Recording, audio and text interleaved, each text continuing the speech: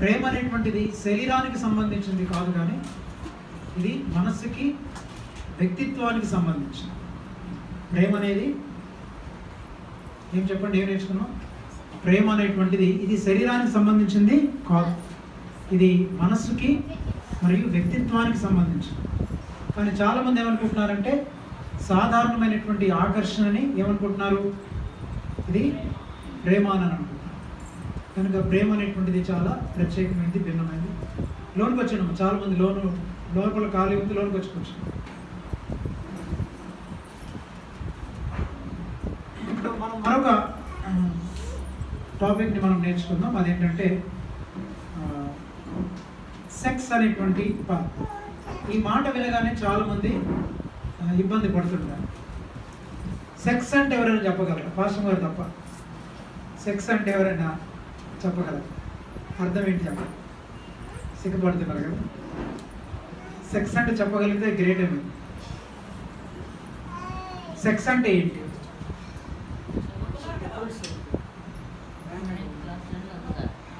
Sex అంటే అర్థం ఏంటి? జెండర్. జెండర్ అంటే మేల్ ఫీమేల్. రైట్, పర్లేదు, కొంచెం బాగానే గ్రాస్ప్ చేశారు. సెక్స్ అంటే ఏంటి? జనరల్గా మనం అప్లికేషన్ నింపుతున్నప్పుడు సెక్స్ అని ఉంటుంది కదా.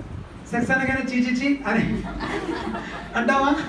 అనవు. అక్కడ సెక్స్ అనగానే మేల్ ఆర్ ఫీమేల్ అంటే పురుషుడా లేక స్త్రీ. ఒకళ్ళు ముందుకు వచ్చాడు నన్ను, ఎవరైనా కుర్రోళ్ళు కొంచెం కింద కూర్చోవచ్చు కదా. కుర్రోళ్ళు కూర్చోగలిగిన కుర్రోళ్ళు, ప్లేస్ ఖాళీ ఉంది కదా, రండి ముందుకు వచ్చాడు. దావీదు నువ్వు ఇక్కడే కూర్చో, అక్కడికి వెళ్ళిపోయా.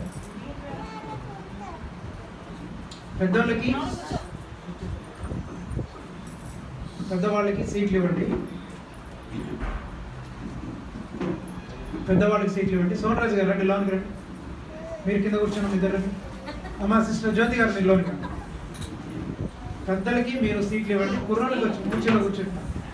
రాజుగారు లోనికి రండి. మీరు రాజుగారు కూడా లోనికి రావాలి.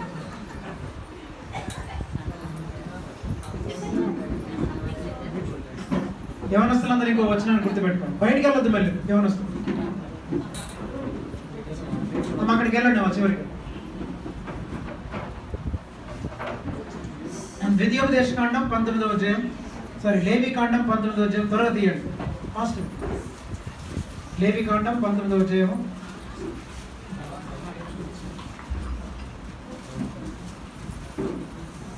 32వ వచనం. లేవీకాండం 19:32. అక్కడికి వెళ్ళండి. ఇంకెవరున్నారా బయట? ఎవరు లేరు?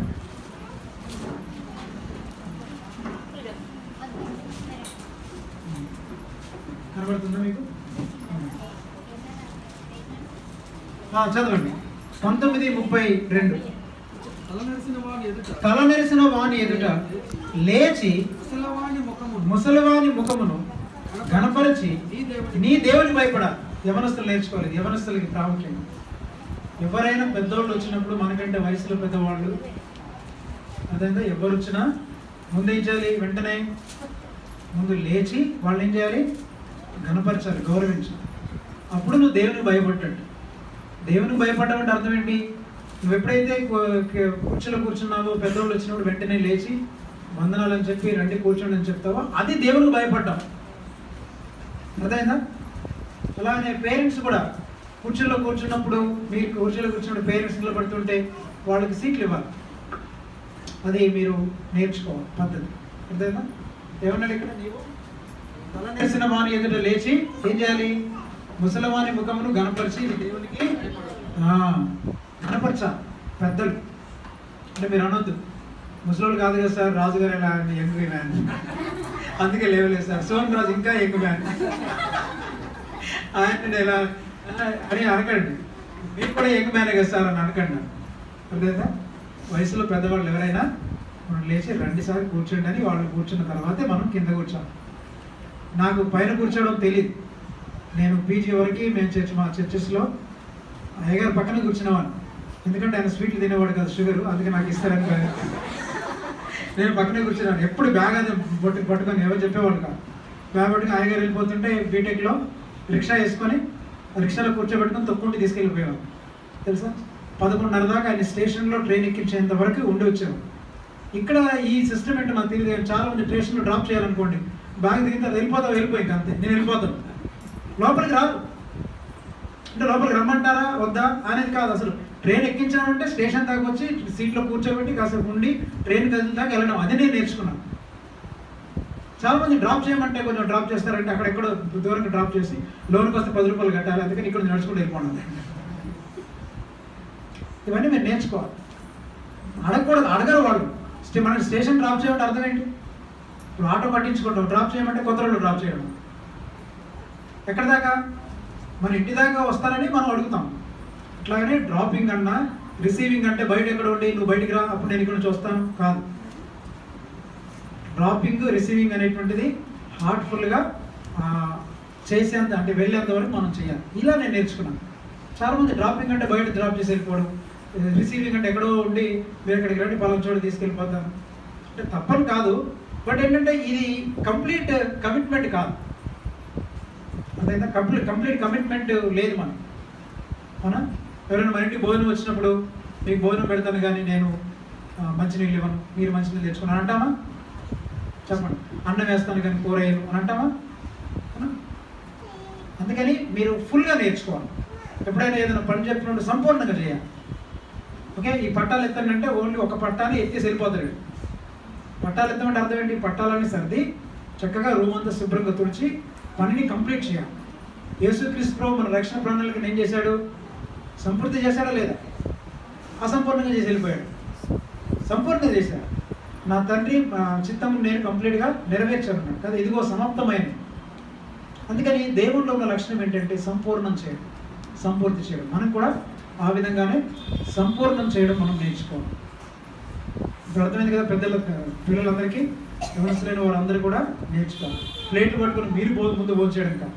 షుగర్ పేషెంట్ అంటారు, కళ్ళు తిరిగి పడిపోయే వాళ్ళు అంటారు, అలాంటి వాటిని చూసి ఆశ చూసి ముందు వాళ్ళకి భోజనం పెట్టి తర్వాత మీరు తినాలి. అంతేగాని ఎవడెక్కడ పోతే నాకేంటి అని ప్లేట్ పట్టుకెళ్ళి తెచ్చేసుకొని తినేసి చేయకూడదు. ఇది మర్యాద. ఇలా చేయడం అనేది దేవునికి భయపడటం. దేవుని భయపడటం అంటే దేవుని గౌరవించడం. ఇంకా పెద్దల్ని గౌరవిస్తే మీరు ఎవరిని గౌరవిస్తున్నారు? దేవుని గౌరవిస్తారు. కనుక దేవుని గౌరవించడం అనేది ఈ పద్ధతి అందరూ నేర్చుకో. మనం నేర్చుకోబోయేటువంటి మరొక పాఠం ఏంటంటే, ఇది అర్థమైంది మీ అందరికీ. ఈ రాసు అగాపే. ఈ రాసు అంటే ఏంటి? ఏ ప్రేమ చెప్పండి? ఇది శరీరానికి మాత్రమే సంబంధించి. ఇందులో ఏముంటుంది? సెల్ఫిష్నెస్. ఇందులో ఏముంటుంది? తొందరపాటు. ఇది దేనికి సంబంధించింది? ఇది కేవలము తాత్కాలికము, టెంపరీ. ఓకేనా? ఇది కేవలము ఆకర్షణను బట్టి వచ్చేటువంటి ప్రేమ ఈ రాసనే. అవునా? అందుకన్నాడు భార్య అందంగా ఉందనుకోండి, లేదా అమ్మాయి అందంగా ఉందనుకోండి, అందమైన భార్యను చేసుకుంటాం. ఒక ఆయన ఉన్నాడు, అందమైన భార్యతో అదో రకం బాధరా, అందం మరి లేకుంటే మరో రకం బాధరా. అందమైన భార్యతో అదో రకం బాధరా, అందం మరి లేకుంటే మరో రకం బాధరా. నాకు తెలియదు, మీ ఆవిడ చెప్తుంది, నన్ను అడుగుతావు.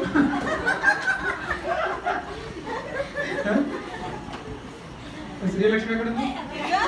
అక్కడ ఉందా? ఆ అమ్మాయి చెప్పాలి. రైట్, జాగ్రత్త.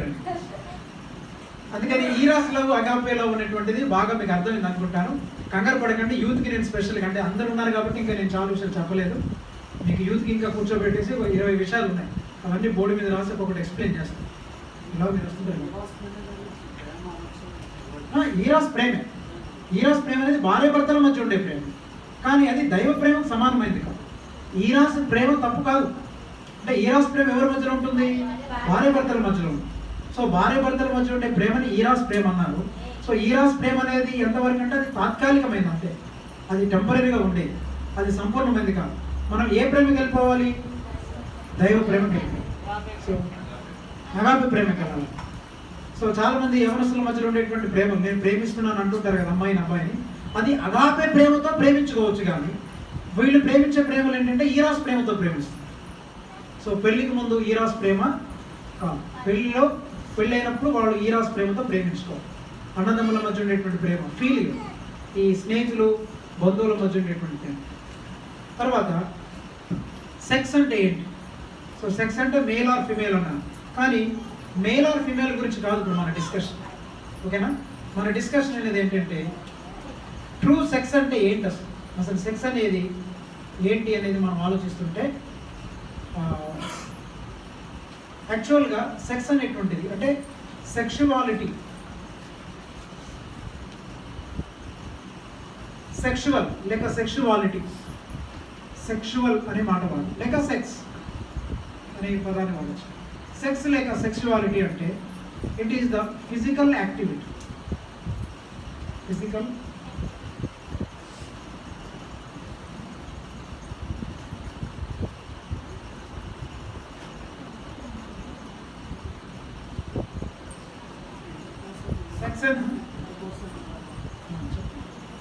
సెక్స్ అనేది ఏంటంటే సెక్షువల్ సెక్స్ అంటే ఏంటంటే ఫిజికల్ యాక్టివిటీ, ఫిజికల్ యాక్టివిటీ అంటే శారీర సంబంధమైనటువంటి క్రియ, శరీర సంబంధమైన క్రియ, ఫిజికల్ యాక్టివిటీ ఆఫ్ సెక్స్ ని సెక్షువల్ అంట. లేక ఫిజికల్ ఇంటర్ కోర్స్ అని అంట, physical inter course. Physical inter course అంటే లైంగిక బంధం, లైంగిక బంధం. భార్య భర్తలు పెళ్ళైన తర్వాత భార్య భర్తలు ఒకరికొకరు సెక్షువల్ ఇంటర్ కోర్స్ కలిగి ఉంటారు, అంటే లైంగికమైన బంధాన్ని కలిగి ఉంటారు. అందుకే బైబిల్ ఏం చెప్తుంది? వారిద్దరూ ఏక శరీరం. ఏక శరీరం అంటే అర్థం ఏంటి? లైంగికమైనటువంటి సంబంధం, బాంధవ్యాన్ని కలిగి ఉంటారు. ఒకరి శరీరం ఒకరితో కలుస్తుందన్నమాట. దాన్ని సెక్షువల్ యాక్టివిటీ లేక ఫిజికల్ యాక్టివిటీ అని అంటారు. అయితే సెక్స్ గురించి చాలా మందికి తప్పుడు అవగాహన ఉంది. సెక్స్ గురించి యాక్చువల్గా మనం చెప్పినట్లు నేను మన పేరెంట్స్ పిల్లలకి చెప్పాలి, లేకపోతే సంఘంలో ఉండేటువంటి పాస్టర్ గారు సంఘానికి చెప్పాలి. ఈ రెండు కూడా చరిత్రలో, సంఘ చరిత్రలో జరగలేదు. పేరెంట్స్ ఏమో పిల్లలకి సెక్స్ గురించి చెప్పడం చాలా ఇబ్బందిగా ఫీల్ అవుతారు. పాస్టర్ గారు కూడా సెక్స్ గురించి చెప్తే ప్రజలు ఏమనుకుంటారని ఆయన కూడా కొంచెం మోమాటంగా ఫీల్ అయి చెప్పట్లేదు. అందువల్ల చాలామందికి ఈ సెక్స్ని గురించినటువంటి అవగాహన సరిగా లేదు. ఇంకా కొంతమంది ఏమనుకుంటున్నారంటే సెక్స్ అనేటువంటిది చాలా తప్పు అనేటువంటి ఒక భావము సంఘ చరిత్రలో కొంతకాలం ఉంటుంది. ఎస్పెషల్లీ ఈ పోపులు, ఇప్పుడు చూడండి రోమన్ క్యాథలిక్ చర్చెస్లో నన్స్ పెళ్లి చేసుకోరు, అలాగనే పురుషులు కూడా కొంతమంది ఫాదర్స్గా ఉండిపోతారు, వాళ్ళు పెళ్లి చేసుకోకూడదు అంటారు. ఎందుకు అలా అన్నారంటే సెక్స్ అనేటువంటిది పాపము అనేటువంటి ఒక అపోహ సంఘ చరిత్రలో ఉండిపోయింది. సెక్స్ అనేటువంటిది ఒక పాపం అనేటువంటి ఆలోచనతో చాలామంది ఉండిపోవడం ద్వారా ఇది వేరు వేరు రకాలైనటువంటి మరి విషయాలకి దారి తీసింది. కానీ బైబిల్ గ్రంథంలోకి వెళ్ళి మనం చూడగలిగితే అసలు సెక్స్ అనేటువంటిది పవిత్రమైంది. భార్య భర్తలు కలుసుకోవడం అనేది ఒక పవిత్రమైనటువంటి కార్యం. ఎందుకనంటే మనం ఆదికాండం 1వ అధ్యాయంలో చూస్తే దేవుడు ఏమన్నాడు ఆదాములతో? మీరు భూమిని నిండించి ఫలించి అభివృద్ధి చెందండి అని. మీరు భూమిని నిండించి ఫలించి అభివృద్ధి చెందండి అంటే మానవుని యొక్క పతనానికి ముందే, అంటే మానవుడు పాపము చేయడానికి ముందే దేవుడు ఏం పెట్టాడు? సెక్స్ పెట్టాడు. అంటే సెక్స్ పెట్టాడంటే అర్థం ఏంటి? దేవుడు ఏదైనా ఒకటి పెట్టాడు అంటే, దేవుడు ఏదైనా ఒకటి ఇచ్చాడు అంటే అది ఎలా ఉంటుంది? అది పవిత్రమైనది. దేవుడు చేసేది ప్రతిది కూడా పవిత్రమైనది.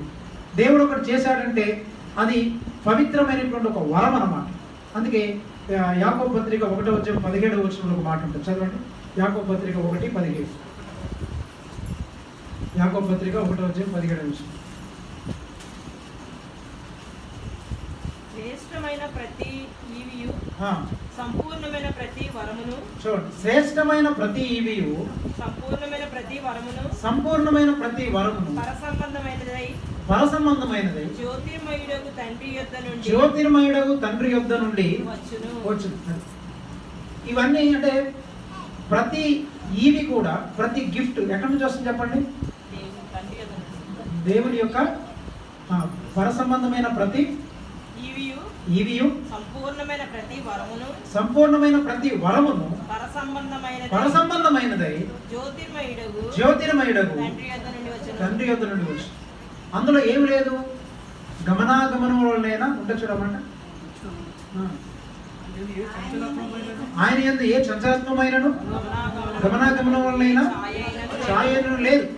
అంటే దేవుడు ఒకటి చేశాడంటే అది దేవుడిచ్చేటువంటి ప్రతి గిఫ్ట్ ఏంటనమాట, దేవుడిచ్చేటువంటి ప్రతి వరము అది పరిశుద్ధమైంది, తర్వాత అది పరిపూర్ణమైంది. అది గుర్తుపెట్టుకో. దేవుడిచ్చేటువంటి ప్రతి వరము అది పరిశుద్ధమైంది నంబర్ 1. నంబర్ 2 అది పరిపూర్ణమైంది. పరిపూర్ణమైన అందులో గమనాగమనములు చంచలత్వం అనేది లేదు. దేవుడు ఒక గిఫ్ట్ ఇచ్చాడంటే దాన్ని ఎప్పుడు కూడా ఆయన పరిపూర్ణమైన ఆలోచనతో ఇస్తాడు తప్ప అందులో అరమరికలతో కూడినటువంటి ఇవాళ వద్దా అనేటువంటి సంశయంతో చంచలత్వంతో ఇవ్వడు.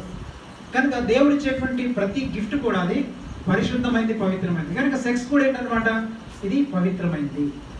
అందుకని మీరు భూమిని నిండించి ఫలించండి అంటే మీరు సెక్షువల్ ఇంటర్ కోర్స్ ద్వారా మీరు పిల్లల్ని కని మీరు అభివృద్ధి చెందండి. అంటే సెక్స్ అనేటువంటిది పవిత్రమైంది పతనానికి ముందు, మానవుడు పాపం చేయడానికి ముందు.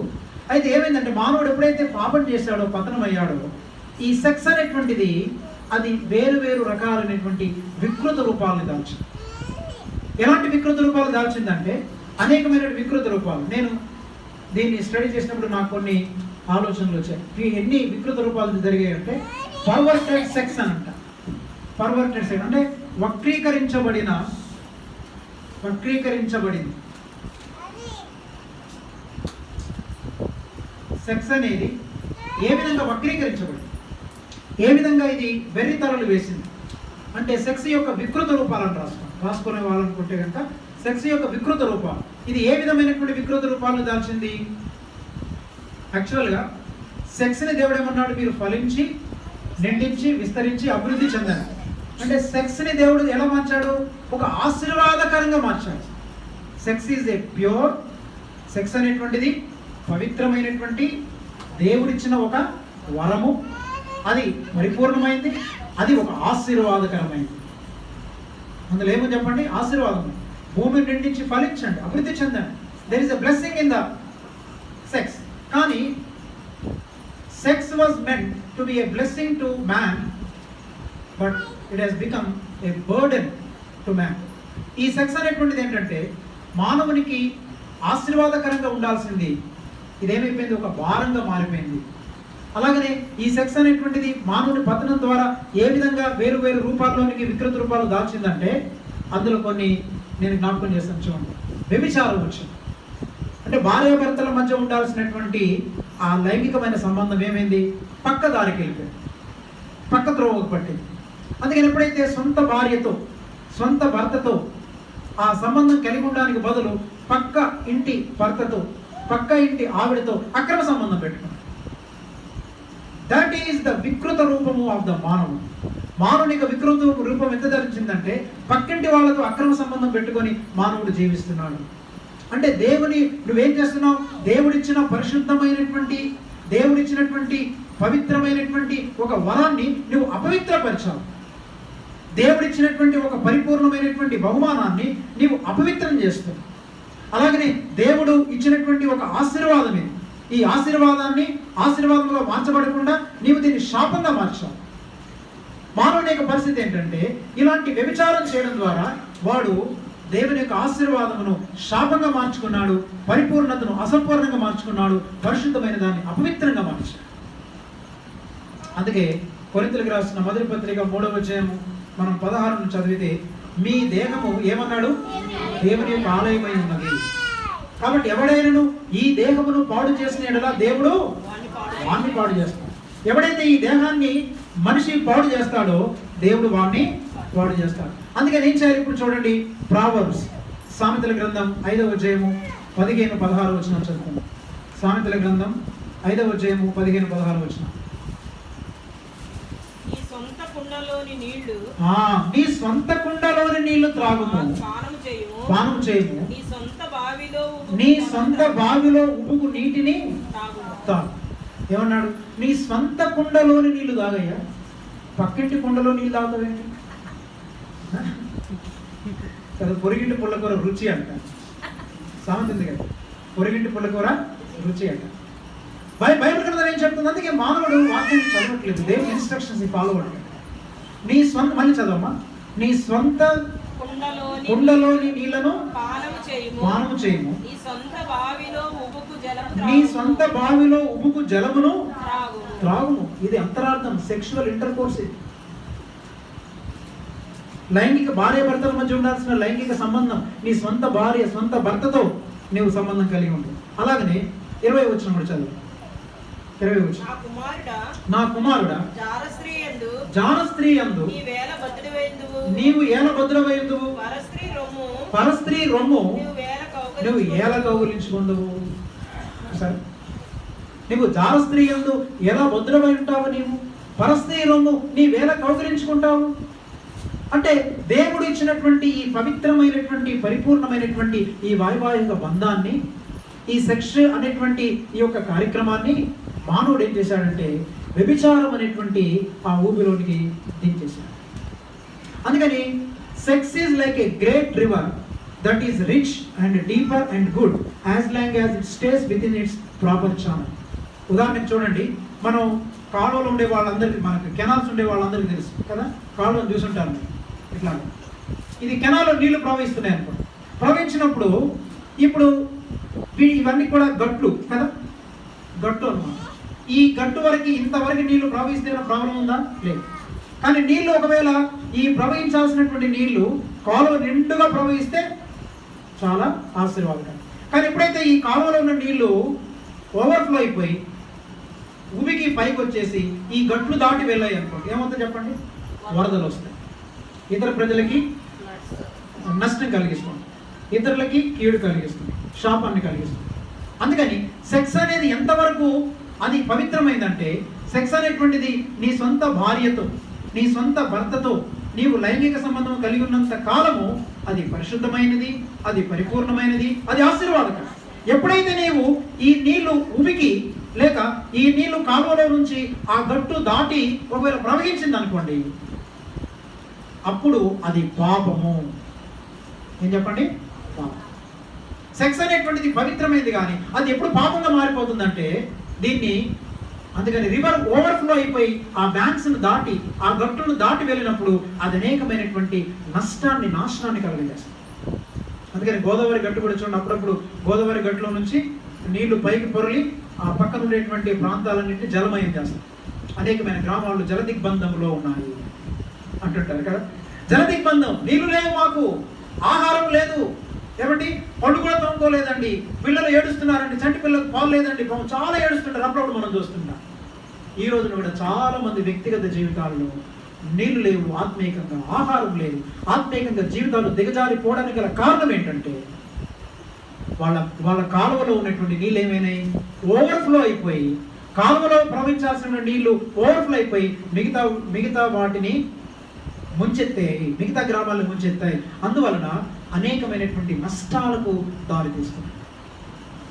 అందుకని వాటి పర్యవసానం ఇప్పుడు మనం అనుభవించకపోవచ్చు. కొంతమంది అనుకుంటారు, నేను తప్పు చేసి నాకేం జరగలేదు, బాగుంది. No, never. ప్రతివాడు తన పర్యవసానమును అనుభవించాల్సిందే. ఏం చెప్పట్లేదు, బైబిల్ చెప్తుంది. దావీదు, జాగ్రత్త వినండి, అందుకని దావీదు పాపం చేసినప్పుడు ఏం జరిగింది? వెంటనే ఏమైనా ఏం కాలం, నష్టమే జరగలేదు. కానీ దావీదు పాపం చేసింది ఒక్కసారి, కానీ దాని పర్యవసానాలు అనేకం అనుభవించారు. అయితే దేవుడు మన పాపాన్ని క్షమిస్తాడు. అఫ్కోర్స్ మనం ఒకవేళ పశ్చాత్తాపడి మనం ప్రభు దగ్గరికి వెళ్ళి, ప్రభు నేను ఈ తప్పు చేశానని మనం రియల్గా మనం పశ్చాత్తాపడి ప్రభుని మనం అడిగినప్పుడు ప్రభు మన పాపాన్ని క్షమిస్తాడు. కానీ పాపము తాలూగా వచ్చేటువంటి శిక్షను మాత్రము ఆయన క్షమించాడు, శిక్ష అనుభవించాల్సింది. అందుకే చాలామంది హార్మోన్స్ పొందారు, కానీ ఎయిడ్స్ జబ్బు పట్టుకుని చచ్చిపోతుంటారు. ఓకే, నో ప్రాబ్లం, ఎయిడ్స్తో చచ్చిపోయినా పర్లేదు, కానీ నీ పాపం నొప్పుకొని పరలోకం పోవాలి. చాలామంది రకరకాల ఇళ్లలో పిల్లలు పాడైపోతుంటారు. ఏమంటే దావీదుని చూడండి, సొంత కొడుకు సొంత కూతురుతో పాపం చేశారు. భరించగలరు ఎవరైనా చెప్పండి? సొంత భార్యతో పాపం చేశారు, పినతల్లితో పాపం చేశారు. సొంత కుమారుడే తన తండ్రిని చంపడానికి పరిగెత్తుకొని వచ్చాడు. కత్తి పట్టుకుని చంపడానికి, అబ్షాలోము చంపడానికి వస్తుంటే అబ్షాలోమును బాగా ప్రేమించాడు దావీదు. నా కుమారుడు సౌందర్యవంతుడా అబ్షాలోము, నువ్వు వెంట చచ్చిపోయినప్పుడు దావీదు ఏడుస్తుంటాడు. సొంత తండ్రిని చంపడానికి వెనుదిరిగినటువంటి అబ్షాలోము కుమారుని వలన శ్రమలు అనుభవించాడు, పిల్లల వలన శ్రమలు అనుభవించాడు, భార్యల వలన శ్రమలు అనుభవించాడు, రాజ్యాధికారం వల్ల శ్రమలు అనుభవించాడు, సౌలు ద్వారా శ్రమలు అనుభవించాడు, రకరకాలైనటువంటి శ్రమలు, చాలా విస్తారమైనటువంటి శ్రమలు వచ్చాయి. ఇవన్నీ దావీదు అనుభవించాల్సిందే.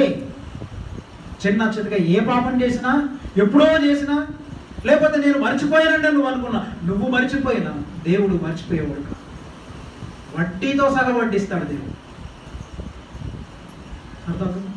వడ్డిస్తాడు, వడ్డించనివ్వండి, కానీ దానికి ఒప్పుకోండి చాలు. ఆయన వడ్డించినప్పుడు ఆయన మీద తిరగబడిన, అది వడ్డించినప్పుడు ఎందుకు ప్రభా నాకు ఇలాంటి కష్టం వస్తుంది, నేనేం తప్పు చేయను అనొద్దు. నా పాపం ఏంటో, అందుకే దావీదు అంటాడు, నా పాపము నా కళ్ళ ఎదుటనే ఉన్నది, నా పాపము నా కళ్ళ ఎదుటనే ఉన్నది, నా కళ్ళ ఎదుట నా పాపం కనబడుతుంది. అయ్యో, ఈ పాపము నుండి నన్ను ఎలా నేను బయటికి రావాలి? పాపములోనే పుట్టారు నా తల్లి, నన్ను పాపములోనే గర్భము ధరించింది. అందుకని దావీదు అలాంటి పరివసనాలు అనుభవించాడు. అందుకని ప్రియులారా, ఈ కాలువలో ప్రవహించే నీరు కాలువలో ప్రవహించినంత కాలము అది సేఫ్. దేవుడు ఒక బ్యాంక్స్ నియమించాడు, దేవుడు గట్లు పెట్టాడు. మనం ఆ గట్టు లోపలే ఈ నీరు ప్రవహించాలి. ఆ గట్టు దాటి బయటికి వెళ్ళినప్పుడు ఆ సెక్స్ అనేటువంటిది అపవిత్రం అవుతుంది. అందుకని నీ పరస్త్రీ రొమ్మును నువ్వు ఎలా కౌగిలించుకుంటావు? పరపురుషుని చెంతకు నువ్వు ఎలా వెళ్తావు? నీవు జారస్త్రీ ఉండు ఛాయకు ఎలా వెళ్తావు? చాలా మందికి ఇది జారస్త్రీ అని తెలిసి ఈ పరపురుషుని దగ్గరతో నేను మాట్లాడితే ఏదో ఒక రోజు నాకు కాటు వేస్తుందని తెలిసి అలాంటి వాళ్ళతో వాళ్ళు సంబంధం పెట్టుకొని అలాంటి వాళ్ళతో మాట్లాడుతూ అలాంటి వాళ్ళతో ఫ్రెండ్షిప్ చేస్తారు. అది ఏదో ఒక రోజు కాటు వేయదు. ఎందుకే జారస్త్రీ ఎప్పుడైతే కనబడిందో, ఎప్పుడైతే వేరే దురుద్దేశంతో ఇతరులు మాట్లాడుతున్నారో ఆ స్థలములో నీవు ఉండడానికి వీల్లేదు. అసలు వాళ్ళ నామరూపాలు లేకుండానే చేయాలి. వాళ్ళ నామరూపాలు ఉండడానికి వీల్లేదు. వాళ్ళతో మాట్లాడడం కానీ, వాళ్ళతో పరామర్శించడం కానీ, అట్లీస్ట్ SMS పంపించడం కానీ, ఫోన్ చేయడం కానీ, లేదా ఎప్పుడన్నా కలిసినప్పుడు పలకరించడం కానీ, అలాంటి వ్యక్తులతో అసలు ఏ సంబంధ బాంధవ్యాలే పెట్టుకోవాలి. అప్పుడు మీ జీవితానికి సేఫ్. అంతేగాని ఇప్పుడు కుక్క వచ్చేసి అన్నం తింటుంది అనుకోండి, కుక్క వచ్చి అన్నం తింటే ఏమండి కుక్క గారు మీరు ఒకసారి వెళ్తారా అని అంటే వెళ్తారు. ప్లీజ్ అండి నేను పొద్దున అన్నం అనుకున్నాను, ఆకలేసి మీరు ఒకసారి వెళ్ళండి. వెళ్తారా? వెళ్తారు. కుక్క ఏం చేయాలి? కర్రబడి జై అంటే అది గయ్యమని వెళ్ళిపోతాం. వరదలు వచ్చే చోటుకి వెళ్ళిపోయి వరదలు చిక్కుకొని ఏమండి నాకు వరదలు రాకుండా కాపాడండి అని అంటే ఎవడు కాపాడతాడు నిన్ను? అందుకంటే జారస్త్రీ ఉండు ఛాయకు పోకుము, పరస్త్రీ రమ్ము నువ్వు ఎలా కౌగిలించుకుందువు. ఇంకా కొంచెం లోతుకెళ్ళి మాట్లాడితే అదే సామెతల కింద అంటాడు, నీ నీ నీ భార్య యొక్క ఆమె రొమ్ముల వలన నీవు తృప్తి పొందము. అంటే నువ్వు దేని చేత తృప్తి పొందాలి? నీ భార్య చేత లేక నీ భర్త చేత మాత్రమే నువ్వు తృప్తి పొందాలి తప్ప నువ్వు ఇంకా పరపురుషుడు పరస్త్రీ చెంతకు వెళ్ళినట్లయితే దాని పర్యవసానాలను అనుభవించాల్సిందే. అందుకని ఈ వ్యభిచారం అనేటువంటిది ఇంకా కొంతమంది ఏం చేస్తారంటే ఇంకొక ఎక్స్ట్రీమ్కి వెళ్ళిపోయి ఏమంటారంటే, ప్రభా అసలు ఈ సెక్స్ కోరికలు తీసేయి ప్రభా అంట. అలా ప్రార్థన చేయకండి, దేవుడు తీసేయకండి. సెక్స్ కోరికలు దేవుడు తీసేయమని ప్రార్థన చేయాలి. సెక్స్ కోరికలు తీసేయమని ప్రార్థన చేయాలి. అదే దేవుడు పెట్టిందే సెక్స్ దేని కొరకు? అభివృద్ధి చెందించడానికి, పవిత్రమైనదిగా పెట్టాడు. సెక్స్ కోరికలు తీసేయమని ప్రార్థన ఇది ఎట్లా ఉంటుందంటే, స్టీల్ ప్లాంట్లో పనిచేసే వాళ్ళకి తెలుస్తుంది. బ్లాస్ట్ ఫర్నెస్ సోమరాజు గారు పెట్టున్నారా లేదా మీరు? బ్లాస్ట్ ఫర్నెస్ లో బాగా భయంకరంగా మంటలు వస్తుంటాయి. అక్కడ నిప్పు మండుతూ ఉంటుంది కదా, ఆ ఫర్నెస్ లో మంటలు బాగా మండుతుంది. అప్పుడు వచ్చేసి లేదు లేదండి మంటలు బాగా మండుతున్నాయండి, అసలు ఈ మంటని ఆర్పేయండి అని అంటే ప్లాంట్ నడుస్తుందా? అర్థమవుతుందా మీకు? ప్లాంట్ నడుస్తుందా? నడదు. ఇప్పుడు ఇంట్లో గ్యాస్ స్టవ్ పెడతారు, సరే అందరం ఎందుకు గ్యాస్ స్టవ్ పెట్టిన తర్వాత గ్యాస్ మంట వస్తుంది అనుకోండి, అయిపోయి మంట వస్తుందండి ఆ మంట లేకుండా చేయండి అని గ్యాస్ నాపేస్తారా? ఆపరు. గ్యాస్ నాపేస్తే ఏమైపోతారు? మీకు భూ ఉండదు, అన్నం ఉండదు. అంటే ఇప్పుడు ఏం చేయాలి? ఆ మండే చోట మంట రానివ్వాలి కంపల్సరీ. మండే చోట మంట ఉంటుంది, కానీ మంట పక్కింటికి అంటుకోకుండా చూసుకోవాలి. అర్థమైందా? అందుకని మంట రానివ్వని చెప్పొద్దు. మనమే సెక్స్ కోరికలు వచ్చేస్తున్నాయి ప్రభా తీసేయి ప్రభా ఏసు తీసేయి. తీసేస్తారా? పిల్లలు పుడతారు, పెళ్ళట్టయితే నీకు అర్థమవుతుందా? ఈ సెక్స్ కోరికలు చంపే ప్రభు నో. సెక్స్ కోరికలు ఉన్నాయంటే నీకు మగాడి అన్నమాట, నీ మగతనం ఉందని రుజువు అన్నమాట. నీకు ఆడతనం ఉందని నీకు ఒక కోరిక వస్తుందనంటే నువ్వు ఆడమనిషి అని రుజువు అన్నమాట. నన్ను ఏ పురుషుని పుట్టినా ఏ స్త్రీని చూసినా నాకు అసలు ఏం చల్లమే లేదంటే వావ్ ఒకసారి డాక్టర్ దగ్గరికి చెక్ చేయించుకోవాలి. అర్థమైందా? రియల్. డాక్టర్ దగ్గరికి వెళ్ళి చెక్ చేయించుకోవాలి. అయ్యి బాబాయ్, కొంతమంది ఎవరు చాలా మంది చెప్తుంటారు, నాకు చాలా కోరికలు వచ్చేస్తున్నాయి అని అంటే, వావ్ నువ్వు పురుషుడుగా దేవుని స్తుతించు అని చెప్పాలి. నీకు నాకెందుకు ఒక అబ్బాయిని అస్తమానం చూడాలనిపిస్తుంది, అనిపిస్తుందా? చాలా సంతోషం, దేవుని స్తుతించు. ఎందుకని? ఆ సెక్షువల్ డిజైర్స్ అనేవి దేవుడే పెట్టాడు. కానీ ఈ కోరికలు వస్తున్నాయని చెప్పేసి అబ్బాయిని లేపుకోవడం, అమ్మాయిని లేపుకోవడం చేయొద్దు. ఏం చేయాలన్నమాట? ఆ కోరికలు పెట్టినందుకు దేవుని స్తుతించాలి. ఆ మండే చోట. అందుకని నేను ఎలా రాస్తున్నానంటే, the fire in the fireplace does not have to be extinguished. We have only to be careful that the house does not catch the fire. అంటే ఏ అగ్ని ఉన్న చోట, మంట మండే చోట మంటను మంటనివ్వాలి, కానీ ఆ మంట పక్క స్థలాలకి, పక్క ఇంటికి అంటుకోకుండా చూడాలి. బ్లాస్ట్ ఫర్నేస్లో మీకు తెలుసు కదండి, ఆ SMS దగ్గర ఆ బ్లాస్ట్ ఫర్నేస్లో అది నిరంతరం మండుతూనే ఉంటుంది, దాన్ని ఆర్పరు. అది మండాలి, ఎందుకంటే ఆ స్టీల్ కరగాలి. మిగతా కూడా ముడి సరుకు ఉంటుంది కదా, దాన్ని కరిగించాలి. మంట మండుతుండాలి. ఆ లిక్విడ్ స్టేట్లో ఉండేటువంటి ఇనుము అది తయారవుతూనే ఉండాలి కంటిన్యూస్గా, కానీ దాన్ని ఆర్పకూడదు. ఎందుకని? మంట మండుతుండాలి, కానీ పక్క వాటికి అంటుకోకుండా జాగ్రత్త పడుతుంది. That is the sexual desires in a man. That kind of care should be taken in everyone's life. అలాంటి జాగ్రత్త తీసుకోవాలి. అర్థమైందా మీకు అందరికీ? ఇప్పుడు ఇలాంటి జాగ్రత్త వహించి మనం జీవించడం నేర్చుకోవాలి. అందుకే ఈ వికృత రూపాలు ధరించింది ఏంటంటే సెక్స్ అనే, అడల్టరీ అనే వ్యభిచారము. రెండవది ఫార్నికేషన్. వ్యభిచారము జారత్వానికి తేడా ఏంటంటే, పెళ్లికి ముందు ఒక పరస్త్రీతో, పరపురుషులతో పాపం చేయడం అనేది జారత్వం. పెళ్లి చేసుకున్న తర్వాత పెళ్ళైనటువంటి వాళ్ళు పాపం, పరస్త్రీతో, పరపురుషులతో పాపం చేసేది వ్యభిచారం. కాబట్టి జారత్వం వచ్చింది, వ్యభిచారం వచ్చింది. మూడవది పోర్నోగ్రఫీ, అశ్లీలమైన చిత్రం. ఈ బ్లూ ఫిలిమ్స్ అంటారు కదా, ఈ బ్లూ ఫిలిమ్స్ అనేవి వచ్చేసాయి.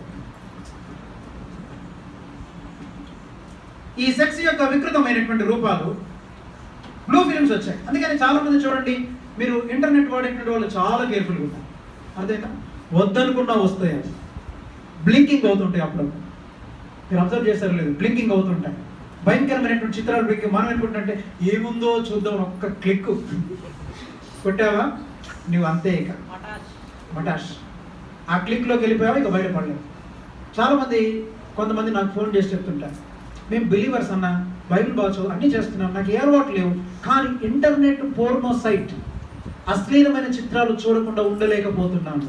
అదొక్కడు చాలు నీ సాగు కన్నా. నిన్ను ఆశ్చర్యం చేయడానికి సాతానుకు అదొక్కడు చాలు. అన్ని బైబిల్ చదువుతున్నాను, పవిత్రంగా ఉన్నాను, అన్ని పరిశుద్ధంగా ఉన్నాను, రెగ్యులర్ చర్చికి వెళ్తున్నాను, కూర్చుంటున్నాను, వాక్యం వింటున్నాను, అన్ని బాగానే ఉన్నాయి, కానీ ఏమవుతుంది చెప్పండి? కానీ కిందే ఉంది గూని. ఏంటంటే అశ్లీలమైన చిత్రాలు చూడకుండా ఉండదు. అందుకని చాలా జాగ్రత్త వినండి ప్రియమైన యవనస్తులారా. ఈ అశ్లీలమైనటువంటి చిత్రాల గురించి నేను వివరించలేను, అదొక వికృతమైన రూపం. నాలుగవది ఏంటంటే హోమోసెక్షువల్, అంటే పురుషులతో పురుషులు చేసేటువంటి పాపం. ఐదవది లెస్బియాన్, స్త్రీలతో కలిసి చేసే పాపం. ఇంకోటి మాస్టర్బేషన్, అంటే పురుషులు తమంతట తామే తమ శరీరాలను అపవిత్రపరుచుకునే పాపం. తర్వాత సెక్స్ విత్ టాయ్స్. విన్నారు మీరు ఎప్పుడైనా? అంటే కొంతమంది పెద్ద పెద్ద ధనవంతులైనటువంటి వాళ్ళు సెక్స్ టాయ్స్ని కొనుక్కుంటారట. సెక్స్ టాయ్స్ని కొనుక్కొని వాటితో పాపం చేస్తుంటారు. పెద్ద పెద్ద బిజినెస్ పీపుల్ ఏంటంటే కొన్ని వేరు ప్రాంతాలకు వెళ్ళినప్పుడు భార్యలకు దొరకున్నాడు, ఎస్పెషల్లీ ఆ సెక్స్ టాయ్స్తో ఎంజాయ్ చేస్తుంటారు. అది అమెరికన్ కల్చర్లో ఎక్కువ ఉంది, ఇండియాలో కూడా అక్కడక్కడ కొన్ని చోట్ల ఉంది. ఇది భయంకరమైనటువంటి, అంటే వికృతమైనటువంటి రూపం, సెక్స్ యొక్క వికృతమైన రూపం. అలాగనే సెక్స్ విత్ ఎనిమల్స్, జంతువులతో పాపం చేసిన వాళ్ళు ఉన్నారు. ఒకసారి నేను బాపట్లో ఉన్నప్పుడు ఒక ఆయన వచ్చాడు మా ఫెలోషిప్లో, నేను ఇంజనీరింగ్ చదువుతున్నాను, ఆయన సాక్ష్యం చెప్పాడు, ప్రియుడరా నేను చాలా ఘోరమైన పాపిని. ఇవి చెప్పొచ్చు కానీ ఇంకా ఎంత ఘోరంగా చెప్పాడంటే, నేను ఘోరమైన పాపిని, నేను కోడితో పాపం చేశాను అన్నాడు. అసలు అందరూ చాలా స్టన్ అయిపోయారు. అంటే ఇలాంటి పాపము కూడా పాపం చేసేవాళ్ళు ఉన్నారు అనిపించింది అప్పుడు. జంతువులతో పాపం చేసేవాళ్ళు. సరే, తర్వాత రేప్స్ వచ్చేసాయి. రేప్ చేయడం అంటే బలవంతంగా పాపం చేయడం. అందుకని గుర్తుపెట్టుకోండి, even with in the married life, వివాహ జీవితంలో కూడా భర్తను భర్త భార్యను బలవంతముగా ఒకవేళ లైంగిక సంపర్కానికి ప్రేరేపించిన, లేక భార్య బలవంతంగా భర్తను లైంగిక సంపర్కానికి ప్రేరేపించిన అది పాపం. ఇద్దరు ఇష్టపూర్వకంగానే ఒకరినొకరు కలుసుకోవాలి తప్ప బలవంతం చేయొద్దు. బలవంతం చేసేది అది రేప్ అవుతుంది, కానీ అది సరి అయినటువంటి బాంధవ్యం కాదు. అది పవిత్రమైనది కాదు. అందుకే హెబ్రీ గ్రంథకర్త అంటాడు, నీ పాన్పు ఎలా ఉండాలట? నిష్కల్మషమైనది కాదు, పవిత్రమైనదిగా ఉండాలి. ఓకే, నిష్కల్మషమైనది, పవిత్రమైనది. నీ పాన్పు పవిత్రంగా ఉండాలి. అంటే ఇద్దరు అందుకని పౌలు కూడా ఒక చోట అంటాడు, ఉభయుల సమ్మతి చొప్పునని. ఉభయుల సమ్మతి అంటే ఏంటిది? ఇద్దరు సమ్మతి చొప్పునని ఒకరినొకరు కలుసుకోవాలి. అంతేగాని బలవంతం అనేటువంటిది ఈ యొక్క ట్రూ సెక్స్లో లేదు. తర్వాత లస్ట్ వచ్చింది, వ్యామోహం వచ్చింది, ప్రేమకు పైపోత లస్ట్. తర్వాత సెక్సిజం అనేది ఇంకొక సిస్టమ్ ఉంది. సెక్సిజం అనేది ఏంటంటే శాడిజం అన్నమాట. ఏమండి? డామినేటింగ్ చేయడం, కంట్రోల్ చేయడం. ఏమండి? ఆ వ్యక్తిని గాయపరిచినప్పుడు ఆవిడ బాధపడుతుంటే వీడు చూస్తూ ఆనందించడం, లేదా భర్తను గాయపరుస్తుంటే ఈవిడ చూసి ఆనందించడం. ఈ శాడిజం అనేటువంటి ఒక వికృత రూపం దాల్చింది. ఇలాంటి భయంకరమైనటువంటి వికృత రూపాల్లోనికి సెక్స్ అనేటువంటిది పోయింది. కానీ దేవుడు నియమించినటువంటి సెక్స్ పవిత్రమైనది. ఆ పవిత్రమైనటువంటి ఆ సెక్షువల్ ఇంటర్ కోర్స్, ఆ లైంగికమైనటువంటి సంబంధాన్ని కలిగి ఉన్నప్పుడు అప్పుడు మాత్రమే మన జీవితము సుఖవంతంగా ఉంటుంది. అందుకని ఒక 2 విషయాలు నేను మీకు ఇంకా క్లుప్తంగా చెప్తాను, మరి కొంచెం లోపలికి వెళ్తాను, చాలా జాగ్రత్తగా. అందుకని యవనస్తులకు ఎస్పెషల్లీ ఈ లైంగిక కోరికల నుండి మరి ఎలా బయటపడాలి? అసలు లైంగిక ఆశలు, అనవసరమైనటువంటి కోరికలు ఎందుకు వస్తున్నాయి అంటే, ఈ పెళ్లికి ముందే చాలా మంది పాపలు పడిపోతున్నారు, కొంతమంది పెళ్లి తర్వాత కూడా పాపలు పడిపోతున్నారు. అయితే నేను విన్నది నేను మీకు చెప్తున్నాను. ఏమంటే అసలైన ప్రశ్న సిసలైన జవాబు అనే దాంట్లో వాళ్ళు డిస్కస్ చేసిన దాంట్లో ఒక మంచి ఎగ్జాంపుల్ చెప్పారు. ఆ ఎగ్జాంపుల్ నేను మీకు జ్ఞాపకం చేస్తాను. అయితే ఏంటంటే దావీదు గురించి మరియు యోసేపు గురించి ఆ ఇద్దరి స్టోరీని మనం తెలుసుకుంటే, యోసేపు 17 సంవత్సరాల ప్రాయంలో ఉన్నప్పుడు ఆయనకి ఒక లైంగికమైనటువంటి ఒక శోధన వచ్చింది. దావీదుకు పెళ్ళయింది, యోసేపుకు పెళ్లి కాదు. దావీదుకు పెళ్ళైన తర్వాత శోధన వచ్చింది, కానీ యోసేపుకి ఏమో పెళ్లి కాకముందు శోధన వచ్చింది. ఇప్పుడు పెళ్లి కాని వాడు పాపంలో పడ్డం అది ఎక్కువ, అంటే ఛాన్సెస్ చాలా తక్కువ, వాడు తప్పు చేయడం చాలా తక్కువ. కానీ పెళ్ళైనటువంటి వాడు పాపంలో పడకూడదు, పెళ్లి కానిటువంటి వాడు పాపంలో పడాలి. కానీ ఇక్కడ జరిగింది ఏంటంటే, పెళ్లి కానిటువంటి యోసేపు పాపము నుండి పారిపోయాడు, పెళ్ళైనటువంటి దావీదు పాపంలో పడిపోయాడు. ఎందుకు యోసేపు పాపం నుండి పారిపోయాడు, ఎందుకు దావీదు పాపం నుండి పారిపోయాడు? ఇక్కడ ఒక విషయాన్ని మనం గమనించాలి. జనరల్గా ఏంటంటే ఈ సెక్షువల్ పాపంలో చాలా మంది పడిపోవడం గల కారణం ఏంటంటే, మనకి కొన్ని తలంపులు వస్తాయి. ఈ తలంపులు ఎలా వస్తాయి అంటే, చూపు ద్వారా, తర్వాత చెవి ద్వారా. ఓకే, జనరల్గా చెవి ద్వారా, చూపు ద్వారా, తర్వాత శరీరం ద్వారా, వీటి ద్వారా జనరల్గా మనకి కొన్ని తలంపులు వస్తాయి. అందుకని నువ్వు ఏం చూస్తున్నావు? టీవీలో చాలామంది ఏది పడితే చూసేస్తుంటారు. పిచ్చి పిచ్చి జోకులు, పిచ్చి పిచ్చి మాటలు, పిచ్చి పిచ్చి సీన్స్, ఆ డ్యాన్సులు, ఎగరడాలు, దూకడాలు, ఇవన్నీ చూసి వాడి మనసును చెడగొట్టుకుంటాడు. వీడు ఏమనుకుంటా అంటే, నేను ఏదో క్యాజువల్గా చూస్తున్నాను, సరదాగా చూస్తున్నాను అనుకుంటా. ఆ సరదాని తర్వాత నీకు ఊరి ఉచ్చయిపోవాలి. ఈ సరదా నీకు బురద తెచ్చిపెట్టేస్తుంది, బురద అంటించేస్తుంది, నీకు అర్థం కాదు. అందుకని మనం ఏం చూస్తున్నాము, ఈవెన్ సెల్లో కూడా ఏం చూస్తున్నారు, ఏం వింటున్నారు అనేది మనం చాలా జాగ్రత్త. ఈ చూడటం ద్వారా, వినడం ద్వారా ఏం జరుగుతుందంటే, ఈ దృశ్యాలన్నీ కూడా మన తలంపులకి, అంటే మన థాట్స్ని అవి ఏం చేస్తుంటాయి అంటే, మన థాట్స్లో అవి తిష్ట వేస్తాయి, మన థాట్స్ని రెచ్చగొడుతుంటాయి. ఇప్పుడు థాట్స్లోనికి వెళ్ళిన తర్వాత ఏం జరుగుతుందంటే, ఏడబ్ల్యూ టోసర్ అనేటువంటి భక్తుడు ఒక మంచి స్టేట్మెంట్ చెప్పాడు, యవనస్తులకు బాగా ఉపయోగపడేటువంటి. Thinking stirs feelings and feelings trigger action అని అన్నాడు. అంటే అర్థం ఏంటి తెలుసా? థింకింగ్ స్టర్న్స్ ఫీలింగ్స్ అంటే, నువ్వు ఎప్పుడైతే ఒక ఆలోచన వచ్చిందో, ఒక అమ్మాయిని, ఒక అపవిత్రమైనటువంటి దృశ్యాన్ని నువ్వు చూచావో, నీ థింకింగ్ అంటే నీ తలంపులోకి వచ్చిందో, ఆ తలంపులు ఏమవుతాయి అన్నమాట, నీలో భావోద్రేకాలను కలిగిస్తాయి. ఏం కలిగిస్తాయి? భావోద్రేకాలు. అంటే నీకు తలంపు వచ్చింది, ఉదాహరణకి అమ్మాయి బాగుంది అనే తలంపు వచ్చింది. ఆ తలంపు వచ్చిన తర్వాత ఆ తలంపు ఏం చేస్తుందంటే భావోద్రేకాలకు దారితీస్తుంది. ఆయన ఏమన్నాడు? థింకింగ్ స్టర్న్స్ ఫీలింగ్స్ అన్న. Thinking stirs feelings. నీకు వచ్చేటువంటి తలంపులు నీ భావోద్రేకాలని రెచ్చగొడతాయి. తలంపులు భావోద్రేకాలని రెచ్చగొడతాయి, లేక నీ థాట్స్, నీ ఫీలింగ్స్ ని రెచ్చగొడతాయి. ఎప్పుడైతే నీ భావోద్రేకాలను రెచ్చగొడుతుందో, ఇప్పుడు తలంపులు అంటే బ్రెయిన్ లో ఉండేటువంటి ఈ తలంపులు నీ ఎమోషన్స్ అంట, నీ భావోద్రేకాలను రెచ్చగొట్టేంత వరకు తలంపులను ఉండనిస్తే, అర్థమైందండి? నీ తలంపులు నీ భావోద్రేకాలను రెచ్చగొట్టేంత వరకు ఉండనిస్తే, భావోద్రేకాలు రెచ్చిపోయిన తర్వాత అది కార్యరూపాన్ని దాలుస్తుంది. ఏమంత చెప్పండి? అది కార్యరూపాన్ని దాలుస్తుంది. అంటే అర్థమవుతుంది మీ అందరికీ? అంటే ఎమోషన్స్ ఏం చేస్తాయి అనమాట? Emotions trigger action. అంటే ఇక్కడ కార్యం జరుగుతుంది, అంటే పని అయిపోతుంది. అర్థమైందా? అంటే తలంపులకు వస్తాయి, మనం చూసిన దాన్ని బట్టి తలంపులు వస్తాయి. ఆ తలంపులు ఏం చేస్తాయి? భావోద్రేకాలను రెచ్చగొడతాయి. ఈ భావోద్రేకాలు ఏం చేస్తాయి? కార్యం చేస్తాయి. అంటే అక్కడ పని జరిగిపోతుంది, పాపం చేస్తాం అన్నమాట. అంటే ఇక్కడ పాపంలోకి దారి చేస్తాయి. కాబట్టి ఇప్పుడు యోసేపు దావీదుల యొక్క జీవితాల్లో మనం పరిశీలన చేస్తే, యోసేపునికి ఎప్పుడైతే తలంపు వచ్చిందో, తన తలంపు తన భావోద్రేకాలని రెచ్చగొట్టక ముందే ఆ స్థితి నుంచి పారిపోయింది. అందుకే పాపంలో పడ్డాడు.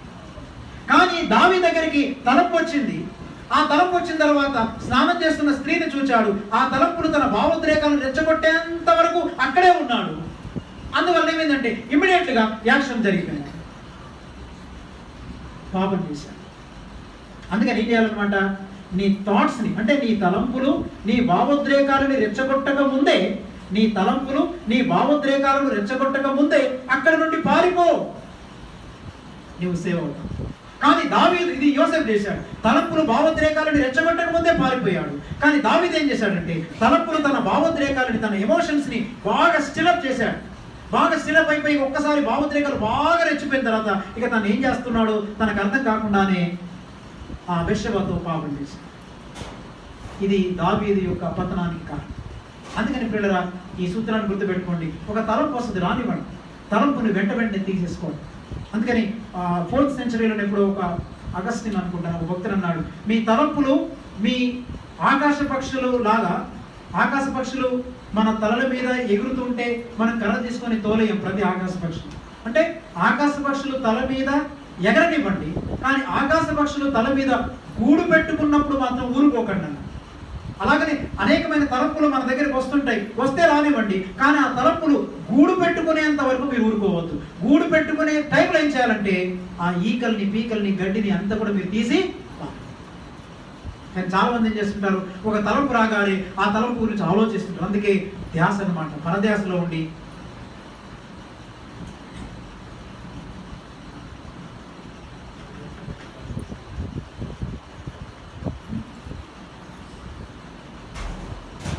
ప్రేయసి నీవు లేక నేను ఉండలేను, నువ్వంటే నాకు ఇష్టం, నేనెంతో నష్టం. ఆ తర్వాత బ్రాకెట్లో కదా, అంటే నీవు తలుచుకుంటే నీ రూపాన్ని నేను, నువ్వు మలుచుకుంటే నీ ప్రేయసిని నేను, నువ్వు రమ్మంటే నీ హృదయాన్ని నేను, నువ్వు పొమ్మంటే నీ శవాన్ని నేను. వీడేమనుకుంటాడంటే ఇక అబ్బబ్బబ్బబ్బ ఏమి ప్రేమ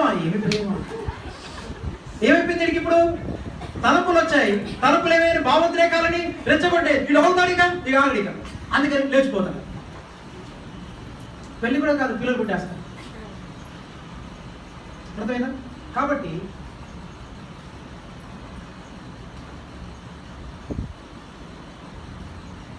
వీరికి ఆకలేయట్లేదు కదమ్మా. ఎందుకంటే నాకు ఆకలేసిన వరకు మీకు ఆకలేదు. నాకు ఆకలేసినట్టు క్లోజ్ చేస్తాను, అంతా మీకు క్లోజ్ చేద్దాం, కొంచెం లేట్గా చేద్దాం. రాజుగారి టేస్ట్ ఏదో చూడాలి మనం, రసవత్తరమైన ఎలా ఉంటుంది. రైట్, కాబట్టి ఇది మీకు అర్థమైందా? ఈ సూత్రం బ్రెయిన్ అట సిగ్నల్ని వేరే భాగాలకి ఎంత స్పీడ్తో పంపిస్తుంది తెలుసా? 290 కిలోమీటర్లు పర్ సెకండ్. ఒక సెకండ్కి 290 కిలోమీటర్ల వేగంతో బ్రెయిన్ ఒక సిగ్నల్ని మన ఇతర భాగాలకు పంపిస్తుంది. ఏం చేయాలన్నమాట, ఆ తలంపు రాగానే అన్నారు అంటే చూడండి, ఆనందించండి, అమ్మాయి బాగుంది బాగుంది. ఇప్పుడు చూడండి, ఓ గులాబీ పువ్వు ఉంటుంది, గులాబీ పువ్వు చాలా బాగుంది అన్నం తప్ప కొంతమంది అంటే అసలు స్త్రీల యొక్క చూడను అని చెప్పి తల చేసుకుంటాడు. కొంతమంది స్త్రీల వేడాలి ఏంటమ్మా చెప్పు ఏంటా అని అలా అంటారు. మరి ఓవర్ యాక్షన్ అంతొద్దు. అంతే, నేను పురుషులకి చూడండి, పురుషులకి ఎవరితో నేను మాట్లాడండి, ఏంటట చెప్పండి బ్రదర్ ఏంటట అని అలా అనకండి. మరంత ఓవర్ యాక్షన్ అవుతుంది. చూడండి, ఆస్వాదించండి. గులాబీ పువ్వు ఉంది, గులాబీ పువ్వుని చూసి ఏం చేస్తారు, ఎంత బాగుందని అంటారా? లేకపోతే ఊరికనే గులాబీ పువ్వు చిచి చిచి అలాంటివి నేను చూడను అని కళ్ళు మూసుకుంటారా? గులాబీ పువ్వుని చూస్తారు, బాగుందనడం తప్పులేదు, కానీ అది నాకు కావాలనుకోవడం తప్పు. అర్థమైందా? అలాగే నేను సూర్యుడు ఉన్నాడు అనుకోండి, చందమామను చూడు, చిన్నప్పుడు తీసే పిల్లల్ని ఆడిస్తూ అంటుంటారు కదా తల్లిదండ్రులు, చందమామ రావే జాబిలు రావే వస్తుంది. అది ఇప్పుడు పిల్లడు అన్నట్టు రావే అన్నది ఏంటి, అది రావట్లేదు అంటే చందమామ రావే జాబిలి రావంటే మమ్మీ నువ్వు రావంటే అది రావట్లేదు. అంటే చందమామను చూసి బాగుంది అందంగా ఉంది అనడం తప్పులేదు. దాన్ని కోరుకోవడం, ఆ చందమామ నాకు కావాలని కోరుకోవడము తప్పు, అసంభవం. అంటే చందమామ కావాలని కోరుకున్నప్పుడు కోరుకుంటూ వస్తుందా? అంటే చందమామ బాగుందని చెప్పి చందమామను కోరుకున్నప్పుడు అది రావడం అనేది ఎంత అసంభవమో, అది రావడం అనేది మన ఇంటికి రావడం అనేది ఎంత అసంభవమో, అలాగే ఒక అమ్మాయి బాగుంది లేక అబ్బాయి బాగున్నాడని చెప్పి అమ్మాయి నాకు కావాలి లేక అబ్బాయి కావాలని కోరుకోవడం కూడా అది అసంభవము అని నువ్వు గ్రహించావు. ఎంజాయ్ చేయాలి. ఎంజాయ్ చేయడం అంటే ఊరికనే అందరూ చూసి ఎంజాయ్ చేయడం కాదు. ఈ అమ్మాయి ఎలా బాగుంది, అమ్మాయి ఎలా కొంత అలానే రోడ్డు మీద వచ్చి అది పాపం. ఒకడు అన్నాడట, ఒక భక్తుడు ఒక చోట చెన్నైలో వాక్యం చెప్తున్నాడు. మై డియర్ ఫ్రెండ్స్, ఇంగ్లీష్లో చెప్తున్నాడు, when you look at a girl for the first time, it's not sin. When you look at a girl for the second time, it is a danger, it is a sin అన్నాడు. అంటే ఓ యవనస్తులారా, మొట్టమొదటిసారి ఒక అమ్మాయిని చూస్తే అది తప్పు కాదు, అది క్యాజువల్. రెండవసారి కనుక అమ్మాయిని చూస్తే అది పాపం అన్నాడట. అప్పుడు వెనకాల చూసి యవనస్తులు వేసి అన్నాడట, అరే మొదటిసారి చూస్తే తప్పు కాదట, రెండవసారి చూస్తే పాపం అట, అందుకని ఒక్కసారి చూసి అమ్మాయిని అట్టాగే చూస్తున్నావు అన్నాడు.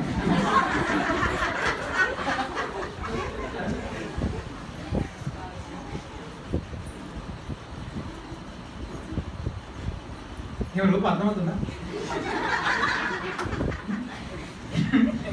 ఒక్కసారి చూడటం పాపం కాదు, అందుకని ఒక్కసారి చూస్తారా వెళ్ళిపోదు, మేమే అలా అని చూస్తుంటామనుకోండి, పాపం కాదు. ఇలాంటివి చాలా తెలివింది మనల్ని, యవనస్తులకి చాలా తెలివి మంతులు అనమాట. ఎంత తెలివి పరులు అంటే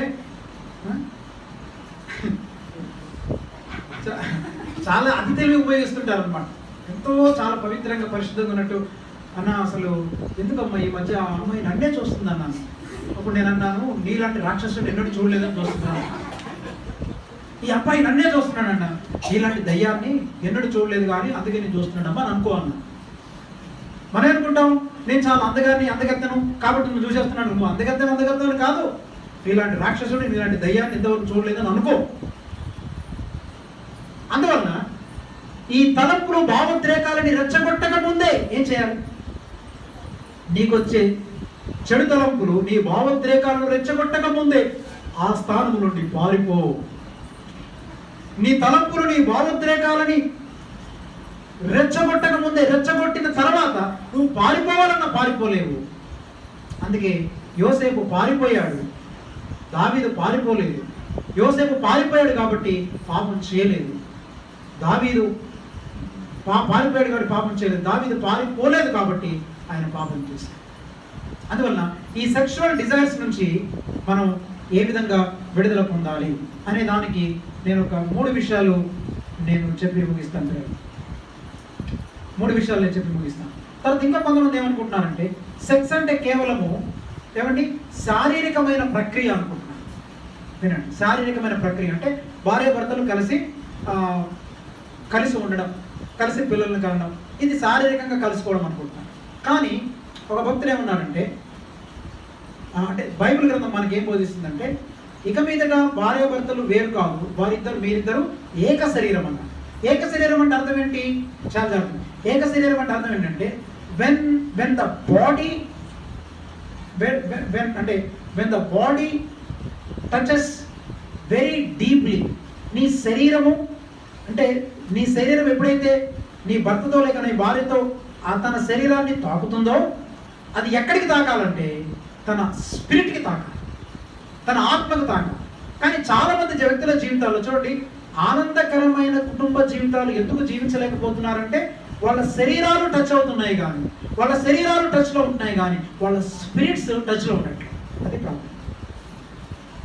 ఎక్కడ టచ్ అవ్వాలి అసలు యాక్చువల్గా? ముందు మీ స్పిరిట్స్లో టచ్ అవ్వాలి. కానీ ఎక్కడ టచ్ అవుతున్నారు? బాడీస్లో టచ్ అవుతున్నారు. అంటే వీళ్ళు పిల్లల్ని కంటున్నారు, సంసారం చేశారు, 10 ఏళ్ళు అయింది, 20 ఏళ్ళు అయింది, 30 ఏళ్ళు అయింది, పిల్లలు పుట్టారు, మనవలు పుట్టారు, అన్ని తరగతి ఆయన చదువుకుంటారు, దెబ్బలాడుతున్నారు. కారణం ఏంటంటే నీ బాడీ టచ్ అవుతుంది కానీ నీ స్పిరిట్ నీ భర్తతో కానీ నీ భార్యతో టచ్ అవ్వట్లేదు.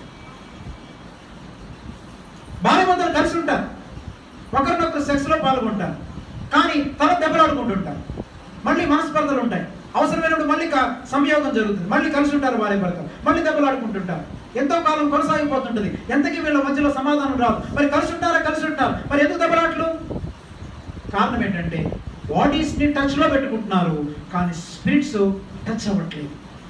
అందుకని నా ప్రియమైన దేవుని బిడ్డలారా, ఇది అందరికీ నీ బాడీ టచ్ చూసుకుంటున్నావు కానీ నీ స్పిరిట్ టచింగ్ని చూడట్లేదు. అందుకే దేవునికి వాక్యం మంది ఏక శరీరులు అవుతారు. దాని మీద ఒక పెద్ద ఎస్సే రాశాను. అది పెద్ద చెప్పడానికి టైం లేదు, అదంతా ఇప్పుడు నేను చెప్పను. అందుకని ఇంకోటి ఏంటంటే హీబ్రూ పదములో ఈ నోయింగ్ వన్ అంటే ఏక శరీరము అనే దానికి ఏం రాశాడంటే, ఇంకొకటి ఏక శరీరం అనే దానికి ఏం రాశాడంటే యాక్చువల్గా the Hebrew word for inter course అంటే భార్య భర్తలు కలవడం అనే దాని గురించి బైబిల్ ఏం చెప్తుందనంటే టు నో అనే అర్థం ఉంది హెబ్రీ భాష. అంటే నీవు నీ భార్య లేక భర్తతో కలుసుకుంటా అంటే సెక్షువల్ ఇంటర్ కోర్స్ అంటే మీరు కలవడం అనే దానికి టు నో అనే అర్థం ఉంది. అందుకని టు నో అంటే అర్థం ఏంటంటే ఇద్దరి మధ్యలో ఒక రకమైనటువంటి జ్ఞానము, ఒక రకమైనటువంటి సాన్నిహిత్యం అనేది పెంపొందింపబడాలి. సెక్షువల్ ఇంటర్ కోర్స్ ద్వారా భార్య భర్తల మధ్య సాన్నిహిత్యమైన సంబంధం ఏర్పరచబడాలి. సెక్షువల్ ఇంటర్ కోర్స్ ఎందుకు ఇచ్చాడంటే ఊరికనే అంటే భార్య భర్తలు కలిసి పిల్లల కన్నా అందరికి చూడడానికి మరి ఏదో భయంతో బాధతో పిల్లల్ని కనేసి ఎవరికి వాళ్ళు జీవించేస్తున్నారు, ఒకరినొకరు పలుకోరు, మాట్లాడు, ఏదో ఒక రోబోట్స్ లాగా జీవించేస్తుంటారు. కానీ ఈ సెక్షువల్ ఇంటర్ కోర్స్ ఎక్కడికి నేను నడిపించాలంటే నీ స్పిరిట్ని టచ్ చేయడం మాత్రమే కాదు, నిన్ను ఇంటిమసీలోనికి నడిపించాలి. నోయింగ్ వన్ అనదర్, నీ భార్యను సంపూర్ణంగా ఎరగాలి, నీ భర్తను సంపూర్ణంగా ఎరగాలి, మీ మధ్యలో సన్నిహితమైన సంబంధము ఏర్పరచబడాలి. అందుకొరకు దేవుడు సెక్స్ పెట్టాడు. అంతేగాని పిల్లలు కనడానికో లేదా పెళ్లి చేసుకుని తప్పుడు పనులు చేస్తామేమో, పెళ్ళి అవ్వకపోతే అందరూ ఏమనుకుంటారు అని పెళ్లి చేసుకుంటాను చాలా. అందుకని చాలా మంది భార్య భర్తల మధ్య ఈ సన్నిహితమైనటువంటి సంబంధం లేదు.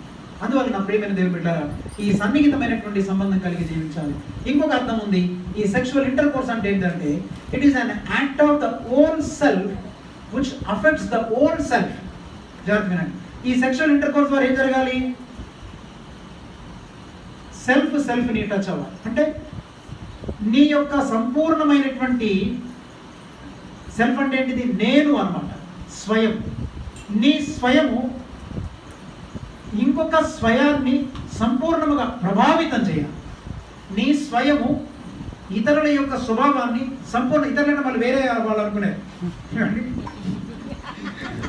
భర్త యొక్క స్వయము భార్య యొక్క స్వయమును ప్రభావితం చేయాలి. భార్య యొక్క స్వయము భర్త యొక్క స్వయమును సంపూర్ణం చేయాలి, పర్ఫెక్ట్ లైఫ్లోకి తీసుకొని రావాలి. వీళ్ళ యొక్క కలయిక వలన వీరిద్దరి మధ్యలో సాన్నిహిత్యం పెంపొందుతూ ఒకరి మధ్య ఒకరికి వాళ్ళ అహాలలో వాళ్ళ స్వయాలలో పెను ప్రభావాలు కలిగి జీవించాలి. అర్థమైందండి? పెను మార్పులు రావాలి, స్వయాలలో ప్రభావం కలగాలి. ఇంకొకటి ఏంటంటే ఈ సెక్షువల్ కోర్స్ పెట్టడం ద్వారా ఇంకోటి ఉద్దేశం ఏంటంటే సెక్షువల్ ఇంటర్ కోర్సులో మీరు పాల్గొనడం ద్వారా అంటే సెక్స్ని అనుమతించడం ద్వారా దాన్ని పవిత్రమైనదిగా కాపాడుకోవడం అంటే అర్థం ఏంటంటే ఒక్కసారి భార్యాభర్తలు కలిసిన తర్వాత for richer or for poor, for health or for sickness. ఆరోగ్యమైన రావచ్చు వాళ్ళకి, అనారోగ్యం పాలైన అవ్వచ్చు. అనారోగ్యం వచ్చినా నేను ఓకే, ఆరోగ్యంగా ఉన్నా ఓకే, నేను నష్టపోయినా పర్వాలేదు, నేను లాభపడ్డా పర్వాలేదు, జీవితాంతం వరకు నిన్ను ఎడబాయకుందును. అందుకని శాస్త్రులు పరిసయ్యులు యేసు ప్రభు దగ్గరికి వచ్చి అడుగుతారు, ఏమయ్యా మరి విడాకులు తీసుకోవచ్చానంటే ఆయన ఏమన్నాడు, మోషే ధర్మశాస్త్రం గురించి విడాకులు తీసుకోవద్దని ఉంది కదా, వీళ్ళెందుకు మరి మీరేమంటారు విడాకుల గురించి అని అంటే ఆయన ఎక్కడికి వెళ్ళాడు తెలుసా, వాళ్ళకి మోషే దగ్గర స్టార్ట్ చేయలేదు యేసు ప్రభు. మన మత్తయి సువార్త 19వ అధ్యాయం చదవండి, 19వ అధ్యాయం 6వ వచనం. మత్తయి సువార్త 19వ అధ్యాయం 6వ వచనం.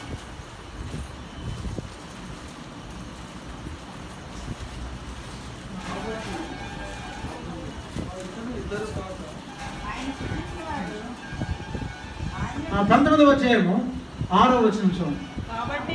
కాబట్టి వారిద్దరు ఇద్దరు కాక ఏక శరీరంగా ఉన్నారు కనుక దేవుడు జతపరిచిన వారిని మనుషుడు వేరుపరచకూడదని చెప్పారు.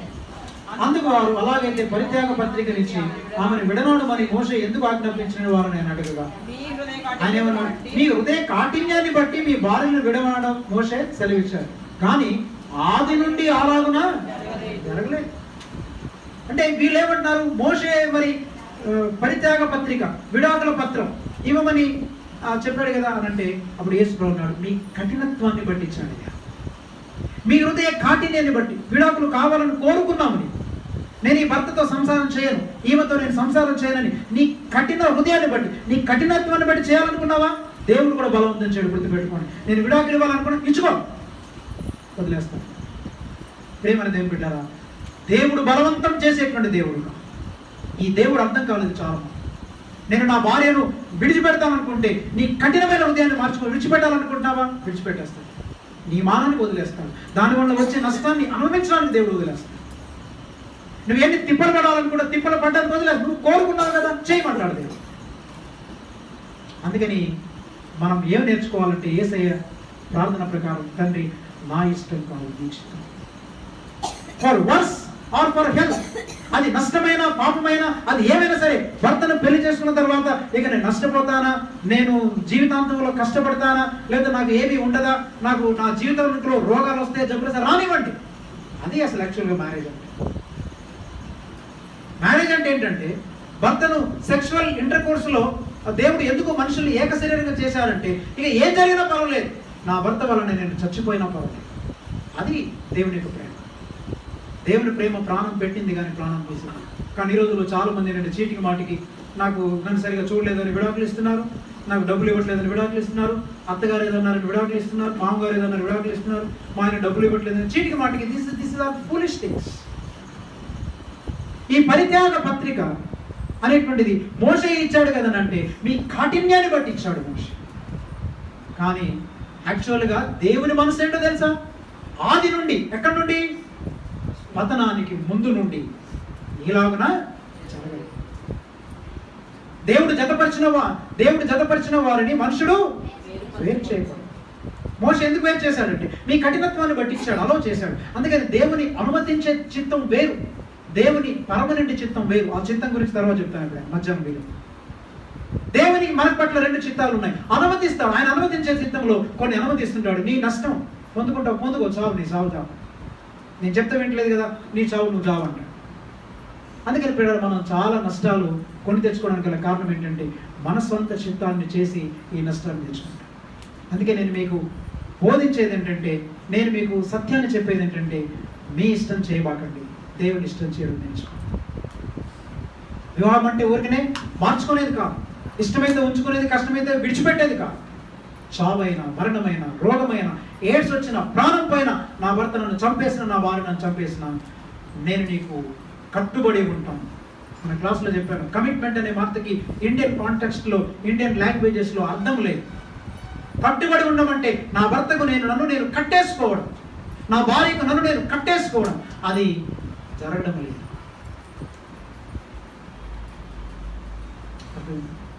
అందువలన చాలా మంది జీవితాలు ఎలా ఉన్నాయంటే, నీ సెల్ఫ్ సంపూర్ణముగా ఈ ఇతరుల యొక్క సెల్ఫ్ని, అంటే ఆ భర్త లేక భార్య యొక్క సెల్ఫ్ని ఏం చేయాలి, అది డెవలప్ చేయాలి, అఫెక్ట్ చేయాలి. అందుకని పెళ్లిళ్ళలో ప్రమాణాలు చేస్తుంటారు. ఎందుకు చేస్తారు నాకు తెలియదు. అలాంటి వాళ్ళు చేయలేనటువంటి వాళ్ళు, నువ్వు చేయలేనప్పుడు పెళ్లి చేసుకుంటాం మేలు. అసలు పాస్టర్ గారు చదువుతుంటారు, చెప్పిస్తుంటారు మైకిచ్చి అందరి ఎదుట, కీడుకైనను మేలుకైనను. వివాహం దేనికి? మీ కీడుకైనను మేలుకైనను కలిమికైనను లేమికైనను వ్యాధి అందను ఆరోగ్యమందును. బాగా చెప్తున్నా. ఆరోగ్యమందును అనారోగ్యమందును నేను ఈయనకే భార్యనై ఉందను, ఈమెకే భర్తనై ఉందను. నీవు చేసిన ప్రమాణానికి సాక్షి ఎవరో తెలుసా? మలాకి గ్రంథం 3వ అధ్యాయం చదువు. మలాకి గ్రంథం 3వ అధ్యాయం. నువ్వు మనుషుల ఎదురు చేస్తున్న ప్రమాణం అనుకున్నావు.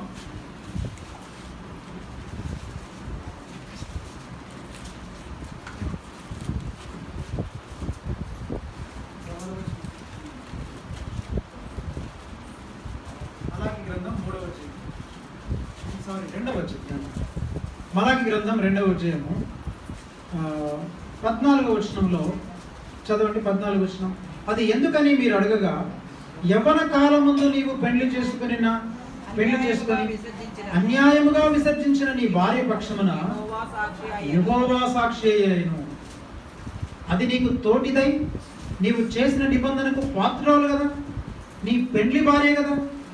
కొంచెమైనను దైవాత్మ నొందిన వారిలో ఎవడును ఈలాగున చేయలేదు.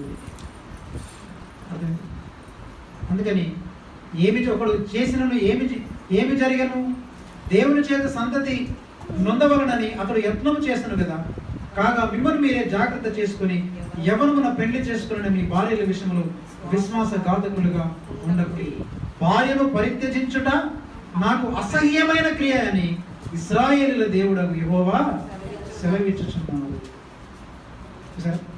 భార్యను పరిత్యజించుట నాకు ఇష్టం అన్నాడు దేవుడు. కానీ ఈరోజు ఏం జరుగుతున్నాయి? ఎవరికి ఇష్టం వచ్చింది, నాకు నచ్చకపోతే వదిలేయండి, ఇంకొకరిని పెళ్లి చేసుకోవాలి, లేకపోతే ఇంకొకరితో తిరగడం. భార్య ఉండగా కొంతమంది ఇతరులతో తిరగడం, భర్త ఉండగా ఇతరులతో తిరగడం, కొంతమంది భర్త ఉంటే ఆటంకం ఉండడాన్ని చంపేసి ఇతరులతో తిరగడం. సెక్స్ యొక్క వికృతమైన రూపాలు ఇవి. ప్రేమను దేవుని బిడ్డ. అందుకని దేవుని పాఠం ఇది. తర్వాత మీ ఆలోచనలు అది మీ ఇష్టం. నేను ఇక్కడ మీకు రూల్ చెప్పట్లేదు. ఓకే, దేవుని సత్యం ఏంటంటే ఇది యెహోవాకు ఆది నుండి ఇలాగున విడాకులు అనేవి ఆది నుండి ఇలాగున జరగలేదు. వారిని పరిత్యజించుట యెహోవాకు అసహ్యమైన పని. దేవుడు జతపరిచిన వారిని మనుషుడు వేరు చేయడం. అందుకని మన ఓన్ సెల్ఫ్ అది ఇతరులను ఏం చేయాలి? ప్రభావితం చేయాలి. కానీ చాలామంది ఏంటంటే ఈ సెల్ఫ్ను ప్రభావితం చేయాలి. భార్యకు ఒకరు క్యాన్సర్ జబ్బు వచ్చింది అనుకోండి, లేదా భయంకరమైన జబ్బు వచ్చి మంచాన పడింది అనుకోండి, వీడు ఏం చేస్తారంటే మరి భార్య నాకు అన్ఫిట్ అండి అందుకని నీకు పెళ్లి చేసుకుని చేసేస్తాను. లేకపోతే ఇంకా సంసారానికి పనికిరాదు అనుకుంటే భర్తను వదిలేస్తాం, భార్యను వదిలేస్తాం. సంసారానికి పనికొచ్చినా పనికి రాకపోయింది. ఒకవేళ దేవుడు కనుక నీకు ఇచ్చాడు అని అనుకుంటే, అది దేవుని చిత్తం అని తెలిస్తే నువ్వు అందులో ఉండడానికి నువ్వు ప్రయత్నించు. అది నీకు అవసరం. This is the general teaching. తర్వాత అది మీ ఇష్టం, మీరు ఇంకేం చేయాలనుకుంటారో అది మీ ఇష్టం. అయితే ఇప్పుడు ఈ సెక్షువల్ డిజైర్స్ నుంచి, అందుకని ఇది ఫిజియాలజికల్ అంటే శారీరకమైనటువంటి ప్రక్రియ అనుకుంటున్నాను. రెండవది ఏంటంటే లో వ్యూస్ ఆఫ్ సెక్స్ను గురించినటువంటి చిన్న అభిప్రాయాలు, అంటే చిన్న దృక్పథాలు, అతి సూక్ష్మమైన దృక్పథాలు. అంటే సెక్స్ని చాలా మంది తక్కువ చేశారు. ఎలా చేశారంటే కేవలము శారీరకమైన ప్రక్రియ అనుకుంటున్నారు. నువ్వు ఎప్పుడైతే శారీరకమైన ప్రక్రియ అనుకుంటున్నావో అది సెక్స్, దేవుడు పెట్టిన సెక్స్ని నువ్వు తక్కువగా చేసి మాట్లాడుతున్నావు. రెండవది ఏంటంటే సోర్స్ ఆఫ్ ప్లెజర్, ఎంజాయ్మెంట్ చేయడం అనుకుంటున్నావు. భార్యతో ఎంజాయ్ చేయడం, భర్తతో ఎంజాయ్ చేయడం, అది కూడా లో వ్యూ ఆఫ్ సెక్స్. మూడవది ఏంటంటే జస్ట్ కోరికలు తీర్చుకోవడం అనుకుంటున్నావు. సో ఇది కాదు సెక్స్ అంటే. అందుకని దేవుడు పెట్టినటువంటి ఒక వరము, దేవుడు ఇచ్చిన వరం అని జ్ఞాపకం చేసుకోవాలి. చివరిగా మరి ఇలాంటి వికృత రూపాలతో కూడినటువంటి ఈ సెక్షువల్ డిజైర్స్ అంటే out side family, out side marriage, వివాహ వ్యవస్థకు బయట ఉండేటువంటి ఈ సెక్షువల్ డిజైర్స్లో నుంచి మనం బయటపడాలంటే ఏం చేయాలి, వాటిని మనం జయించాలంటే ఏం చేయాలి అనే 3 మాటలు మీకు జ్ఞాపకం చేసి నేను ముగిస్తుంటాను. ఏం చేయాలంటే జాగ్రత్త వినండి. నంబర్ 1 మనం ఏం చేయాలంటే ఈ 3 విషయాలు చాలా ప్రాముఖ్యమైనవి. రాసుకోవాలన్న వాళ్ళందరూ కూడా రాసుకోవాలి. చాలా ప్రాముఖ్యమైనవి. ఈ అంటే కామపు కోరికలు, అవుట్ సైడ్ సెక్స్, వీటి నుండి నువ్వు బయటపడాలంటే, సెక్షువల్ డిజైర్స్ నుంచి నీవు బయటపడి నీ సెక్స్ని పవిత్రంగా కాపాడుకోవాలంటే నువ్వేం చేయాలి అనగా 3 విషయాలు నేను మీకు జ్ఞాపకం చేయాలనుకుంటున్నాను. అంటే లైంగిక ఆలోచనల నుండి లేక లైంగిక కోరికల నుండి మనం వెలుపల పడాలంటే, బయటపడాలంటే ఏం చేయాలంటే నంబర్ 1 ఈ లైంగికమైన కోరికలను కలిగించే వాతావరణము నుండి పారిపోవాలి. నంబర్ 1 లైంగికమైన కోరికలను కలిగించే వాతావరణం నుండి పారిపోవాలి. 1 కొరింథీయులకు రాసిన పత్రిక 6వ అధ్యాయం 18వ వచనం. 1 కొరింథీ 6వ అధ్యాయం 18వ వచనం. లైంగికమైనటువంటి కోరికల నుండి మనం పారిపోవాలి. జారత్వమునకు దూరముగా ఎక్కడి నుండి పారిపోవాలి? జారత్వానికి దూరంగా పారిపోవాలి. అలాంటి పరిస్థితులు ఎక్కడైతే ఉంటాయో అక్కడి నుంచి పారిపోవాలి. యోసేపు ఏం చేశాడు? ఆ పరిస్థితి దగ్గర ఉన్నాడు. యోసేపు ఆ పరిస్థితుల దగ్గర నుంచి పారిపోయాడు. అందుకని వాతావరణం, ఎలాంటి వాతావరణం ఉంది, అక్కడ ఎలాంటి వాళ్ళు ఉన్నారు, నేను పలాని స్థలంలో కూర్చుంటే నాకు ఈ వాతావరణం పనికొస్తుందా? అందుకని ఒక క్రైస్తవుడు చాలామంది ప్రశ్నలు అడుగుతుంటారు, మేము అన్యులైన ఫ్రెండ్స్తో, అన్యులైనటువంటి వారితో స్నేహం చేయొచ్చా లేదనేది వాతావరణం. ఆ వాతావరణంలో నీకు ఇలాంటి పరిస్థితి ఉంటే నువ్వు అక్కడ నుంచి ఏం చేయాలి? పారిపోవాలి. ఎవరితో ఫ్రెండ్షిప్ చేయాలి, ఎవరితో చేయకూడదు అనేది నువ్వు డిసైడ్ చేసుకోవాలి. అందుకని జారత్వమునకు దూరంగా పారిపోవాలి. ఎందుకు బైబిల్ గ్రంథంలో జారత్వానికి దూరంగా పారిపోమన్నాడు? కానీ అపవాది విషయంలో చూడండి, సాతాను అపవాదిని ఎదిరించుడి, అప్పుడు వాడు మీ యొద్ద నుండి పారిపో. అపవాది గురించి ఏమో వాడిని ఎదిరిస్తే వాడు పారిపోతాడు అన్నాడు. కానీ జారత్వం దగ్గరికి వచ్చేసరికి మాత్రం జారత్వాన్ని ఎదిరించొద్దు, నువ్వు జారత్వం నుంచి పారిపోమన్నాడు. నీకు అర్థమైందా? జారత్వం దగ్గరికి వస్తేమో నువ్వు పారిపోమన్నాడు, సాతాను దగ్గరికి వచ్చి నువ్వు పారిపోవద్దు, నువ్వు గద్దిస్తే వాడు పారిపోతాడు అన్నాడు. అంటే ఇప్పుడు ఇద్దరు ఎవరు స్ట్రాంగ్? జారత్వం స్ట్రాంగా లేదా సాతాను స్ట్రాంగా? జారత్వం అనేది సాతాను కంటే బలమైన. జారత్వం అనేది, వ్యభిచారం అనేది సాతాను కంటే బలమైన. కాబట్టి ఇప్పుడు నువ్వేం చేయాలన్నమాట? సాతానును ఎదిరిస్తే వాడు పారిపోతాడు, కానీ జారత్వాన్ని ఎదిరిస్తే పారిపోదు. నువ్వే ఆ వాతావరణం నుండి పారిపోవాలి. నంబర్ 1. కాబట్టి అలాంటి పరిస్థితులతో ఉండకూడదు. ఎకిలిగా మాట్లాడడం, పిచ్చి పిచ్చి జోకులు వేసుకోవడం, వాడు పనికి మాలినోడని తెలిసి, ఇది పనికి మాలిందని తెలిసి, నన్ను ట్రాప్ చేస్తారని తెలిసి కూడా వాళ్ళతో కలవడం, తిరగడం, వాళ్ళతో మాట్లాడడం, వాళ్ళతో కనెక్షన్స్ పెట్టుకోవడం అనేది మన మూర్ఖత్వానికి పరాకాష్ఠం. నంబర్ 2, భావోద్రేకాలను రెచ్చగొట్టే తలంపుల నుండి పారిపోవాలి. భావోద్రేకాలను రెచ్చగొట్టే తలంపుల నుండి పారిపోవాలి. అది 2 తిమోతి 2:2. 2 తిమోతి 2వ అధ్యాయము 22వ వచనం. 2 తిమోతి 2వ అధ్యాయము 22వ వచనం. అక్కడ అన్నాడు చూడండి.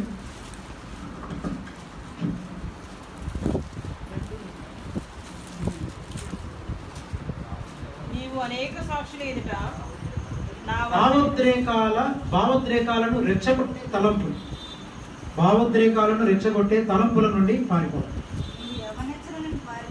నీ యవ్వనేచ్ఛల నుండి పారిపోవాలి. అదే యవ్వనేచ్ఛల నుండి ఏమన్నాడు? పారిపో. ఒకటి వాతావరణం నుండి పారిపోవాలి. రెండోది ఎక్కడి నుంచి పారిపోవాలి? నీ యవ్వనేచ్ఛల నుండి పారిపో. అంటే నీ భావోద్రేకాలను రెచ్చగొట్టేటువంటి తలంపులు, ఆ ఇచ్ఛలు, ఆ కోరికలు ఎప్పుడైతే వచ్చాయో వాటి నుండి ఏం చేయాలి? నువ్వే పారిపోవాలి. అర్థమైందా? పారిపోవాలి. దావీదు పారిపోలేదు, పాపంలో పడ్డాడు. యోసేపు పారిపోయాడు, పాపాన్ని జయించాడు. అందుకని ఇలాంటి పరిస్థితుల నుంచి మనం పారిపోవాలి. 3వదిగా వాక్యముతో మన మనసును పవిత్రపరచుకోవాలి. 3వది ఏం చేయాలంటే వాక్యముతో మన మనసును పవిత్రం చేసుకోవాలి, లేక వాక్యాన్ని మన హృదయంలో దాచుకోవాలి. అందుకని దేవుని యొక్క వాక్యాన్ని ఎక్కువగా వినాలి. ఈ వాక్యం ఏం చేస్తుంది? హెబ్రీ పత్రిక 4వ అధ్యాయం 12వ వచనం చదవండి. హెబ్రీ పత్రిక 4వ అధ్యాయం 12వ వచనం.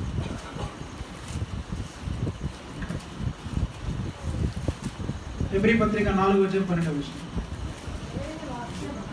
దేవుని వాక్యం సజీవమై బలము గలదై రెండంచులు గల ఎటువంటి ఖడ్గము కంటెను వాడిగా ఉండి ప్రాణాత్మలను మూలను కీళ్లను విభజించినంత మట్టుకు దూరుచు హృదయం యొక్క ఆలోచనలను తలంపులను శోధించుచున్నది. అంటే వాక్యాన్ని ఎక్కువ వినడం ద్వారా ఏం జరుగుతుంది? నీకు వచ్చేటువంటి పర్టికులర్ థాట్, తలంపు, అది దేవుని నుండి వచ్చిందా, అది అపవాది నుండి వచ్చిందా, ఇది పవిత్రమైనదా అపవిత్రమైనదా అనేటువంటి ఆ తారతమ్యాన్ని దేవుని యొక్క వాక్యం నీకు తెలియజేస్తుంది. అందుకని వాక్యం చేత మీ హృదయాలు నింపుకోండి, వాక్యము నీ హృదయాన్ని పరిశుభ్రపరచనివ్వండి. అందుకని వాక్యం బాగా వినాలి, వాక్యాన్ని బాగా చదవాలి, వాక్యాన్ని ధ్యానించాలి, వాక్యము నీ హృదయాన్ని పవిత్రపరచనివ్వండి. అందుకే ఇంకొక 2 వచనాలు చూపిస్తాను చూడండి. మొదటి యోహాను పత్రిక 2వ అధ్యాయం 14వ వచనంలో ఏమంటున్నాడు? మనం జయించాలంటే, సెక్షువల్ డిజైర్స్ ని మనం జయించాలంటే 1 John 2:14, మొదటి యోహాను పత్రిక 2వ అధ్యాయం 14వ వచనం. చిన్నపిల్లలారా మీరు తండ్రిని ఎరిగి ఉన్నారు గనుక, తండ్రులారా యవనస్తులారా మీరు బలవంతులు గనుక, మీరు దుష్టుని జయించున్నారు కనుక నేను మీకు వ్రాయించున్నాను. అది దేనికి? యవనస్తులారా మీరు దుష్టుని జయించున్నారు కనుక మీకు వ్రాయించున్నాను. యవనస్తులు దుష్టుని ఎప్పుడు జయించగలరు? వీళ్ళు దేవుని వాక్యము మీ యందు నిలుచుచున్నది కనుక. దాన్ని ఎట్లా చదవాలంటే, దేవుని యవనస్తులారా దేవుని యొక్క వాక్యం మీలో నిలుచున్నది కనుక మీరు దుష్టుని జయించి ఉన్నారు కనుక మీకు రాస్తున్నారు. కనుక దుష్టుని జయించాలంటే యవన దశలో ఏముండాలి మన జీవితంలో? దేవుని యొక్క వాక్యము మీ యందు నిలుచుచున్నది. వాక్యము నిలవాలి. చెడ్డ తలంపులు నిలుస్తాయి, కోపం నిలుస్తుంది, అపవిత్రత నిలుస్తుంది, అన్యాయమైన ఆలోచనలు నిలుస్తాయి. కానీ వాక్యం నిలుస్తుందా? ఆ వాక్యం నిలబడ్డప్పుడు దుష్టుని మీరు జయించాలి, లైంగిక వాంఛలని మీరు జయించాలి. అట్లానే కీర్తనల గ్రంథం 119వ కీర్తన 9వ వచనం చదవండి. 119వ కీర్తన 9వ కీర్తన 9వ వచనం చేయాలందరూ. యవనస్తులందరూ బైబిల్ గమనం తీసి చూడాలి. యవనస్తులు దేని చేత తమ నడతను శుద్ధిపరచుకునే విధానం ఏంటి చెప్పండి? ఏంటి నడతను శుద్ధిపరచుకునే విధానము? చదవండి. యవనులు దేని చేత తమ నడతను శుద్ధిపరచుకుందరు? నీ వాక్యమును బట్టి దానిని జాగ్రత్తగా చూచుకునుట చేతనే కదా. సరే, దుష్టుని జయించాలంటే హృదయంలో వాక్యం నిలవాలి. నీ నడతను శుద్ధి చేసుకోవాలంటే దేవుని వాక్యాన్ని బట్టి జాగ్రత్తగా చూసుకోవాలి. అందుకే మీకు చాలాసార్లు చెప్తుంటా, ఊరిన వాక్యం వింటారు, వెళ్ళిపోతారు, అది మర్చిపోతారు, దాని గురించి ఆలోచనే రాదు. ఇక ఏదో కొత్త వాక్యం విన్నాం కదా, మళ్ళీ కొత్త ప్రసంగం వినాలి, మళ్ళీ కొత్త ప్రసంగం వినాలి. కొన్ని వారాలు మీకు అసలు ప్రసంగాలు చేయొద్దు అనుకుంటున్నాను. అది ఏ రోజు స్టార్ట్ చేస్తుందో తెలియదు. ఎందుకంటే ఇంతవరకు నేర్చుకుని ప్రాక్టీస్ చేయండి. ఎందుకంటే దేవుని వాక్యాన్ని బట్టి జాగ్రత్తగా చూచుకోరు వీళ్ళు. అంటే వాక్యం ఇలా చెప్పింది, మన జీవితం ఇలా ఉంది, నా బ్రతికి ఇలా ఉంది అని ఆలోచించాలి. అస్తమానం మా అత్త ఇలా ఉంది, మా కోడలు ఇలా ఉంది, నా కూతురు ఇలా ఉంది, కొడుకు ఇలా ఉన్నాడు, వాళ్ళు ఇలా ఉన్నారు, వీళ్ళు ఇలా ఉన్నారు, వాటిని బట్టి జాగ్రత్తగా చూసుకుంటారు. కానీ వాక్యాన్ని బట్టి నీ జీవితాన్ని, నీ నడతను జాగ్రత్తగా చూసుకుంటున్నావా? అప్పుడు నీవు పాపంలో పడి పాపాన్ని జయించు. అందుకని వాక్యాన్ని బట్టి జాగ్రత్తగా చూసుకోవాలి. అదే అధ్యాయం 11వ వచనం చదువు. నీ ఎదుట నేను పాపము చేయకుండానట్లు నా హృదయములో నీ వాక్యమును నేను ఉంచుకొని ఉన్నాను. సరే, నేను పాపము చేయకుండా ఉండినట్లు ఏం చేశాను? నీ వాక్యాన్ని నా హృదయంలో ఉంచుకున్నాను.